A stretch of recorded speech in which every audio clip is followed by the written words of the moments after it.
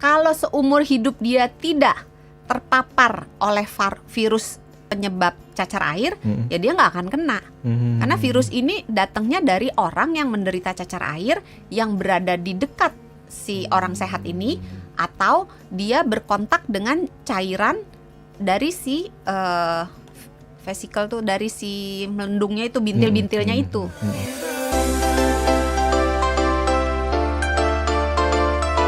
Mengenai gejala-gejala, apakah ada perbedaannya gejala seseorang terkena cacar air ketika masih anak-anak, remaja, dewasa, dan orang tua?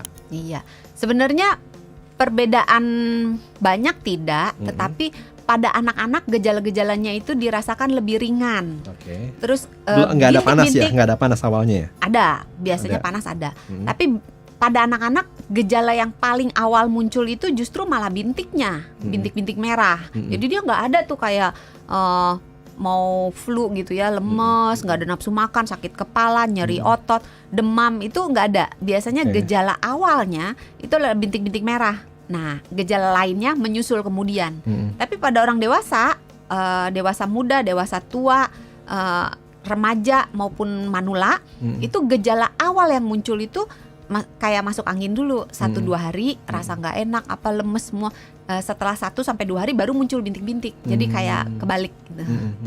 Tapi gejala pada anak-anak relatif lebih ringan. Jadi kalaupun dia sakit kepalanya tidak sehebat pada usia tua. Oke. Ini kembali dipastikan dok ya, karena saya dulu tuh berpendapat seseorang itu harus mengalami yang namanya fase terkena cacar air. Ya. Benarkah demikian? Tidak pasti, karena kalau seumur hidup dia tidak terpapar oleh virus penyebab cacar air, ya dia nggak akan kena. Karena virus ini datangnya dari orang yang menderita cacar air yang berada di dekat si orang sehat ini, atau dia berkontak dengan cairan dari si vesikel tuh, dari si melendungnya itu, bintil-bintilnya itu. Jadi kalau nggak ada kontak, nggak terpapar virus, ya nggak kena. Jadi tapi penasaran saya tuh ya, orang seperti apakah itu? Ratu, raja yang nggak pernah kemana-mana ya? Iya kan? Yang lingkungannya steril gitu kan. Tapi ngapain ngambil resiko? Sedangkan pencegahannya gampang banget, vaksin doang gitu. Oh, berarti sekarang itu kalau misalnya kita udah divaksin cacar air, kemungkinan seumur hidup nggak akan terkena ya? Kalau udah kena vaksin cacar air, 90-98% nggak akan kena. Tapi masih ada kan sekitar 2-10% yang bisa kena. Tapi orang yang sudah divaksin, kalau kena cacar air itu ringan, benar-benar ringan. Bintiknya itu paling muncul nggak sampai 50. Kalau kena cacar air bisa sampai 200-500 bintilnya. Terus dia sembuhnya cepet, dan bintilnya itu kecil banget, nggak sampai melendung gede banget kayak orang yang nggak pernah divaksin cacar.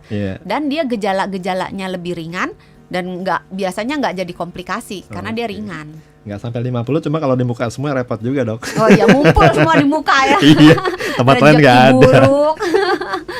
Oke, saya mau teruskan pertanyaan dok, datang dari Pak Daniel yang tinggal di Surabaya. Katanya sekarang lagi musim flu Singapura dokter di Medan. Ponakan saya sedang kena usia 4 tahun. Nah, apakah ini sama dengan cacar air karena tanda-tanda atau gejalanya mirip banget? Iya, memang penyakit flu Singapura itu sering salah diagnosa dengan penyakit cacar air. Penyakit flu Singapura itu sebetulnya kita menyebutnya dengan penyakit tangan dan mulut, kaki, tangan, mulut gitu. Itu sesuai dengan nama penyakitnya, kaki, tangan, mulut. Jadi dia hanya menyerang di kaki, tangan, mulut. Sedangkan kalau cacar air, dia pertama kali munculnya adalah di bagian tengah tubuh.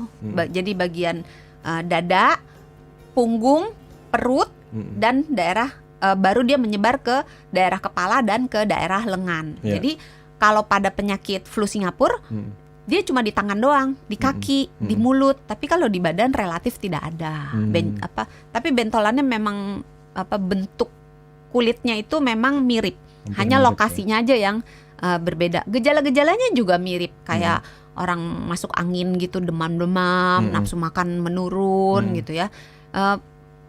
Hampir sama memang, cuma letaknya aja yang berbeda. Jadi kalau flu Singapura di tangan, kaki, mulut. Kalau cacar air mula-mula di bagian tengah tubuh, lama-lama nyebar ke satu badan. Oke. Baik, ini ada pertanyaan datang dari Widi ya terkait dengan vaksin cacar air. Apakah efeknya nih hampir sama dengan vaksin COVID-19? Maksudnya efeknya nih apa nih? Kalau kita habis divaksin kan pasti ada efeknya ya. Oh iya, maksudnya terima kasih pertanyaannya Pak Widi. Kalau efeknya itu hampir sama. Jadi di bekas suntikannya itu bisa rasa kayak pegel, terus mungkin memerah sedikit, melendung agak timbul sedikit nyeri gitu ya. Terus hanya bedanya kalau pada cacar air setelah vaksin itu ada sedikit sekali orang yang betul-betul kena cacar air gitu. Jadi kayak timbul cacar airnya. Tapi ketika timbul pun itu nggak sampai 5-6 bentolnya. Jadi kalau yang normal, orang cacar air normal kan bisa 200 sampai 500 bintilnya. Tapi kalau pada sesudah vaksin cacar air ini paling timbulnya cuma 5 titik atau 6 titik dan itu sebentar kemudian udah sembuh gitu. Nah, kalau pada vaksin COVID itu apakah setelah vaksin dia jadi batuk pilek? Masih belum tahu karena kan ini vaksinnya masih baru. Memang ada beberapa yang ngerasa jadi agak lemes gitu ya, agak mungkin batuk pileknya juga ringan aja gitu. Itu masih termasuk reaksi yang wajar. Oke, itu kalau ada bintik-bintik kita garuk-garuk Dok ya. Kemudian bekas garukannya itu kita pindah ibaratnya menyentuh anggota tubuh yang lain. Itu bisa muncul lagi Dok? Pindah ya? Iya.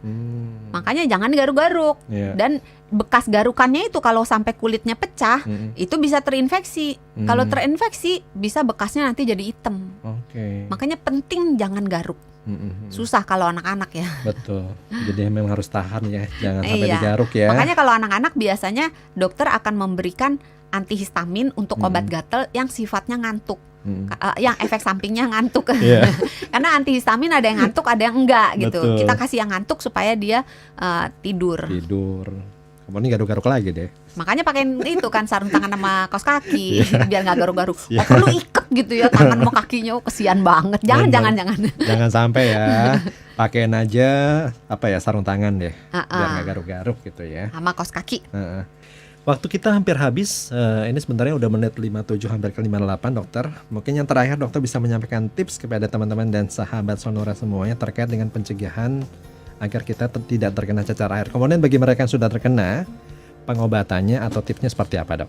Iya, untuk mencegahnya semua penyakit virus termasuk cacar air, pencegahannya sebetulnya dengan menjaga imunitas dan menjaga kebersihan. Jadi menjaga imunitas dengan cara makan yang benar, yang bergizi seimbang, lengkap. Kemudian cukupi kebutuhan minum, olahraga, aktif bergerak, kendalikan stres dan jangan lupa tidur yang cukup ya.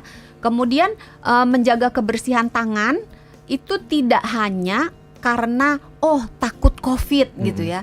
Jadi menjaga kebersihan tangan itu dibutuhkan untuk menghindari berbagai penyakit yang disebabkan oleh virus yang bisa menular melalui sentuhan ataupun droplet. Jadi jangan pegang-pegang hidung, jangan pegang-pegang mata, jangan pegang-pegang mulut dengan tangan yang belum dicuci. Dan itu berlaku prosedurnya sama seperti prosedur pencegahan penyakit COVID.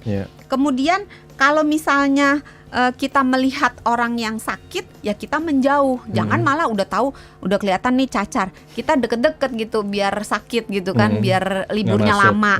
Jangan, karena komplikasinya kemungkinan bisa kena komplikasi dan kalau kena komplikasi bisa fatal gitu. Sebaiknya jangan. Kemudian untuk pengobatan, kalau seandainya kita udah kena COVID, itu menjaga imunitas juga penting. Karena imunitas yang baik itu membantu penyembuhan penyakit akibat virus dengan lebih baik, lebih cepat, lebih sempurna gitu. Jadi makan yang benar, minum yang cukup, istirahat yang cukup, itu sama berlaku seperti tindakan pencegahan. Untuk pengobatan jangan digaruk, terus pakai pakaian yang longgar, yang nyaman, terus mandi jangan lupa, ditepuk-tepuk, jangan digosok-gosok gitu ya. Terus minum obat yang diberikan oleh dokter sampai betul-betul habis. Jadi kalau diminta dosisnya 5 kali, ya betul-betul minumnya 5 kali gitu. Jadi jangan pakai diskon-diskon gitu ya. Terus lainnya, kalau memang kita sakit, kita diam di dalam rumah. Terus kalau kita batuk pilek, menerapkan etika batuk dan pilek. Mudah-mudahan yang terkena cacar air cepat sembuh ya. Ya, semakin Ingat, cepat sembuh semakin jangan baik. digaruk, sementara mereka yang belum terkena lebih baik divaksin aja ya. Ya, betul. Vaksin itu sangat penting. Siap. Dokter, sudah hampir 1 jam kita sama-sama. Terima kasih banyak atas kebersamaannya. Sama-sama Mas Anto, jangan lupa sehat itu mudah, sehat Sehat itu murah.